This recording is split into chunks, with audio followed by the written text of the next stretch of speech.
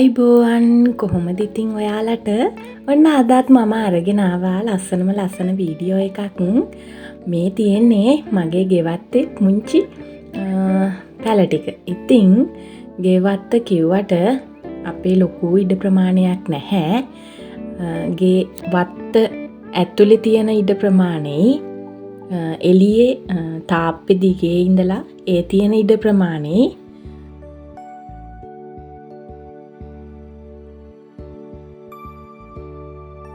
වගා කරලා තියෙනවා. ඒ ඉඩ ප්‍රමාණෙත් අරගෙන අපේ සාමාන්‍ය පරිභෝජනයට අවශ්‍ය දේවල් තමයි ඉතින් වගා කරලා තියෙන්නේ. මේ තියෙන්නේ කරවිල වැල, එකේ පොඩි ගෙඩි තියෙනවා මේ දවස්වල. ඉතින් අපිට වේලකට දෙකකට පිරිමහ ගන්න ඇති. මෙහෙම අනික මෙහෙම වගා කරලා එක වේලක් හරි ප්‍රයෝජනයට ගන්නවා කියන්නේ එක මාරම සතුටක් සහ මානසික සතුට වැඩි. ඉතින් මේ තියෙන්නේ ගස් ලැබු, ලොකු ගස් ලැබු එක තමයි මේ පැල කලේ ඇටගෙනත් දාලා. ඒක හොඳට හැදිලා තියෙනවා. මේකෙන් තාම අපි ගත්තේ නැහැ, පාවිච්චි කරේ නැහැ, ගෙඩි තාම ඉදුනේ නැහැ. මේ තියෙන්නේ අර දිග ගස් ලැබු එක. ඉතින් මේ වගේ පොඩි ඉඩ ප්‍රමාණයෙන් පොඩි පැල දෙක තුනක් හිටවලා ඒකෙන් පරිභෝජනයට ගන්න එක සතුටුයි. ඉතින් ඔයාලත් පුළුවන් නම් ඉඩ කඩ මදි වුණත් පෝච්චි වල හරි පැලයක් දෙකක් හිටවගෙන, අවුමිරිස් පැලයක් හරි කමන්නේ හිටවගෙන මේ විදිහට පරිභෝජනයට ගන්න. මේ තියෙන්නේ එහා පැත්තේ. ඒකෙත් මෑ දඹල එහෙම පැල කරලා තියෙනවා. අද මම දවල් කෑමට හදන්න ඉන්නේ කඩාගත්ත මෑ කරල් ටිකක්. ඉතින් මෑ කරල් ටික පොඩි ප්‍රමාණයක් ඇති අපිට මේ දිග මෑ කරල් එක. හයිබ්‍රිඩ් කියලාත් සමහර අය කියනවා. හයිබ්‍රිඩ් එකමත් නෙමෙයි මේ මං හිතන්නේ. මෙන්න මේ ගානට හැදුනහම ඇති මේ ලපටියට ගන්න. මොකද මෝරක් මෑ කරල් හදන්න බැරි නිසා. ඉතින් ඔය ටිකත් බලන අතරේ පුංචි දෙයක් මං කියන්න හිතුවා. අපේ ජීවිතේ අපි පසුතැවීම කියන දේ වචනයක්ම විතරක් කරගමු. අපිට කරගන්න බැරි වුණු වැඩක් ගැන නිතර සිහි කර මතක් කර ඒ ගැන පසුතැවෙනවට වඩා කරගන්න බැරි වුණු ඒ වැඩේට වඩා හොඳ දෙයක් කරන්න උත්සාහ කරන එක තමයි අපි කරන්න ඕනේ. දන්නවද අපිට මේ ජීවිතේදී ලැබෙන්න තියෙන දේ තමයි ලැබෙන්නේ. බලෙන් කිසිම දෙයක් ගන්න බැහැ. පවතින්නෙත් නැහැ එහෙම ගත්තත්. ඉතින් ඒ ලැබෙන දේ තමයි හොඳම දේ කියලා අපි හිතන්න පුරුදු වෙන්න ඕනේ. එතකොට අපිට ජීවිතේ කිසිම දවසක පසුතැවිලි වෙන සිතුවිලි එන එකක් නැහැ.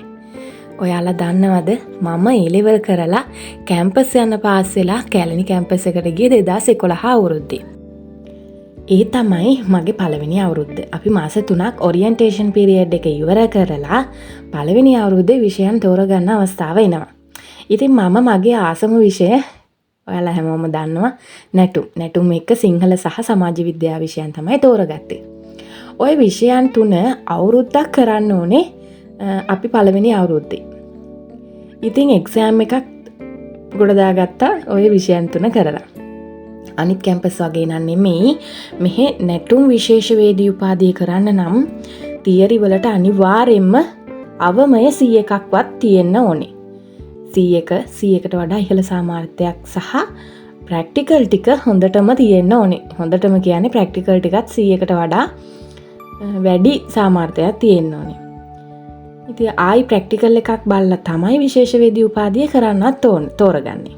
ඉතින් මේ ඔක්කොමත් හොඳට කරගෙන 60 ගාණක් වගේ හිටියා. මට මතක විදිහට අපේ නැටුම් කරන විද්‍යාර්ථීන් අතරින් අපි 14 දෙනෙක්ව තමයි නැටුම් විශේෂවේදී උපාධිය කරන්න තෝරගත්තේ. ඉතින් අවුරුද්දට කලින් සෙමිස්ටර් 3කට එක්සෑම් 3 ගානේ කරලා ෆයිනල් එක්සෑම් එකත් හොඳට කරලා රිසල්ට්ස් උත් ආවා. ඉතින් අනේ ෆස්ට් ක්ලාස් එකක් එක්කම හොඳට පාස් වෙලා තිබ්බා. ඉතින් මාරම සතුටුයි. අපේ කැම්පස් එකේ ෆස්ට් ක්ලාස් ගත්ත අයට තාවකාලිකව ලෙක්චර් පෝස්ට් එක දෙනවා. යාලා ඒ කියන්නේ ඉන්ටර්විව් එකක් තියලා ෆස් ක්ලාස් ගත්ත අයව අනිවාර්යෙන් ෆස් ක්ලාස් එන්නේ සාමාන්‍යයෙන් බැජ් එකකින් එක්කෙනෙක් දෙන්නෙක් වගේ තමයි දෙන්නට අනිවාර්යෙන් අවුරුදු 2කට ලෙක්චර් පෝස්ට් එක දෙනවා తాවකාලිකව. ඒක ඉතින් පර්මනන්ට් කරගන්න වගකීම තියෙන්නේ Tamanට. මේක ඊළඟ කොටස තව වීඩියෝ එකකින් අරන් එන්නම් මම. මොකද කියවගෙන යනකොට අපි දැන් උයන ටිකටත් ඇවිල්ලා. ඉතින් අද මම හදන මෙනු එක තමයි ලොකුවට පරිප්පු කිරට හදලා කට්ට කරවල හොදි හදලා මෑ කරල් අලගෙඩියක් එක්ක තෙම්පරාදු කරලා බිත්තර තම්බලා පපඩම් බෙදලා. ගොඩක් අය මගෙන් අහලා තිබ්බ මම මේ පේජ් එකේ කැම පිඟාන දානකොට මෑ කරල් මේ විදිහට තෙම්පරාදු කරලා කාලා නැහැයි කියලා බෝංචි කෑවත්. ඉතින් මාරම රසයි ලපටි මෑ කරල් ඒ විදිහට තෙම්පරාදු කරලා බලන්නකෝ යාලා මම කොහොමද හදන්නේ කියලා. මෙම ලෑස්ති වෙන්නේ ලොකුවට පරිප්පු අපි වටාන පරිප්පු කඩලා පරිප්පු කියන්නේ.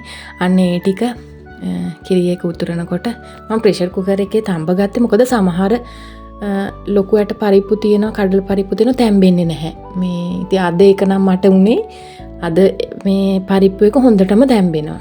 ඉතින් තැම්බිලා වැඩිත් උනා. මේ සාමාන්‍ය විසිල් එකක් දෙකක් යනකොට මේ ප්‍රෙෂර් කුකර් එකේ හොඳට තැම්බෙනවා.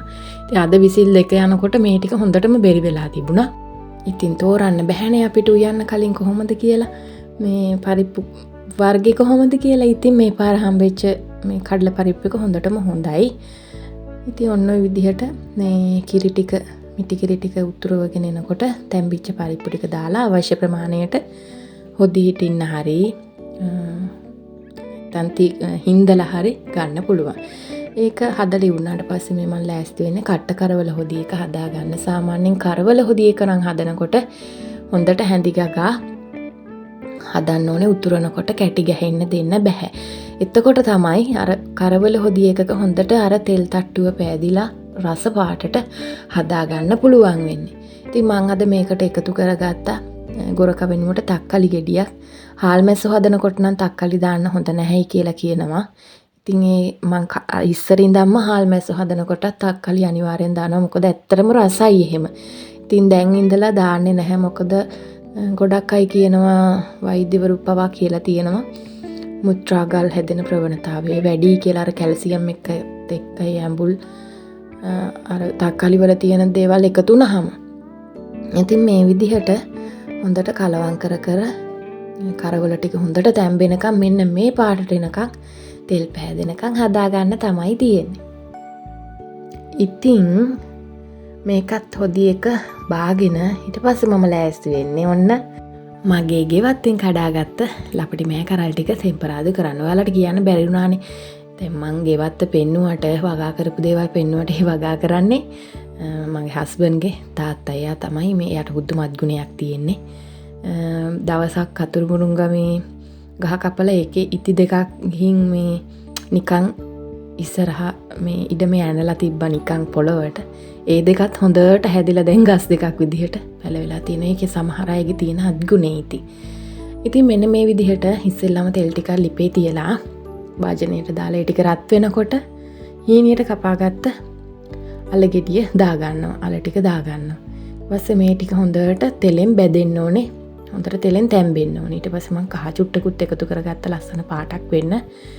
ඊට පස්සේ මේ ටික තැම්බිලා ඇති වුනහම ඒ තෙල් එකටම මම උඹලකඩ ටිකක් දා ගන්නවා. උඹලකඩ හාල් මැස්ස දාන්නත් පුළුවන් ඔයාලට. උඹලකඩ දැම්මහම මාරම රසයි මේක. ඉතින් උඹලකඩ ටිකක් තෙල් එකේ ටිකක් වෙලා බැදෙන්න අරින්න ඕනේ. උඹලකඩ ටිකක් බැදුනට පස්සේ තමයි ඊටු කලමනා ටික දා ගන්න ඕනේ. ඊට පස්සේ මම දා ගන්නවා රම්පේ කරපිංචා ටිකක්.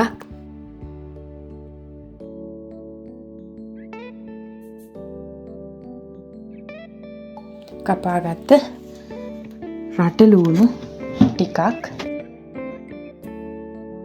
රටලූණු පාවිච්චි කරන්නත් පුළුවන්. මම දාගත්තේ රටලූණු ඉඩි භාගයක්. ඊට පස්සේ කෑලි මිරිස් ටිකක් දා ගන්නවා තමන්ගේ සැර රස අනුව. ඊට පස්සේ ගම්බිරිස් කුඩු ටිකක් දා ගන්න ඕනේ. ඒ වගේම තමයි ලුණු කුඩු ටිකක් දා ගන්නත් ඕනේ. ඊට පස්සේ මේ ටික අලත් එක්ක හොඳට කලවම් කරගන්න ඕනේ. මේ තෙම්පරාදු මිශ්‍රණය හොඳට පහේ ටිකට දැවටෙන විදිහට.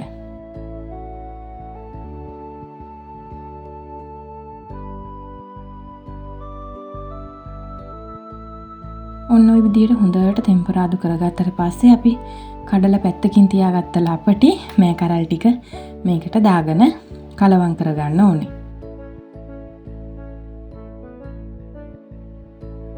හොඳට මේ ටික කලවම් කරලා ලිප ගොඩක්ම අඩු කරලා තමයි මේක හදා ගන්න ඕනේ. මොකද මේ කරල් ටික තැම්බෙන්න ඕන නිසා.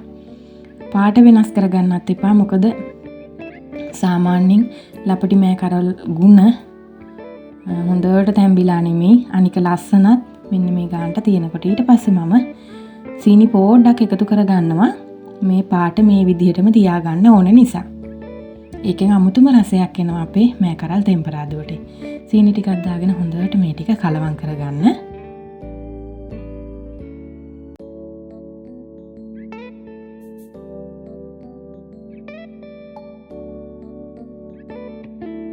ඔන්න ඉතින් කලවම් කරගත්තට පස්සේ අපේ මේ කරල් ටෙම්පරාදුවත් හරි.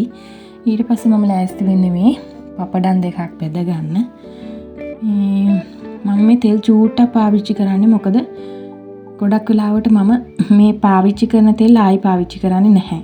එකපාරක් බෙදපු තෙල් අයින් කරනවා. ගොඩ තැන්වල මම දැකලා තියෙනවා මේ සාමාන්‍ය කොලෙස්ටරෝල් එහෙම හැදෙන ප්‍රවණතාවය වැඩි මේ විදිහට නැවත නැවත බදින තෙල් පාවිච්චි කරන නිසා කියලා. ඉතින් මමත් ඇත්තටම ඉස්සර එහෙම කළා. තෙල් ටික නිවුනට පස්සේ අරන් තියලා හපව් මේ ඊළඟ දවසේ මොනවා හරි බදින්න ගන්නවා. දැන් නම් ඒක ගොඩාක් කල් ඉඳලා ඒක වෙනස් කරලා තියෙන්නේ මේක අයින් කරලා. මොකද අපිට දැන් තරුණ කාලෙදිම එන ලෙඩ වැඩි නිසා. ඉතින් මේ තියෙන අද මගේ කෑම වේල බිත්තර තම්බලා පපඩම් බෙදලා මේ කරල් ටෙම්පරාදු කරලා කඩල පරිප්පු කිරට හදලා කට්ට කරවල හොදි. ඉතින් මාරම රස ගැලපුමක්. මේ කරල් එක නම් මාරම රසයි. සාමාන්‍ය අපි මේ කරල් මාළු හදලා මේ කනවට වඩා මෙහෙමත් හදලා බලන්න ඔයාලා ඇත්තටම රසයි.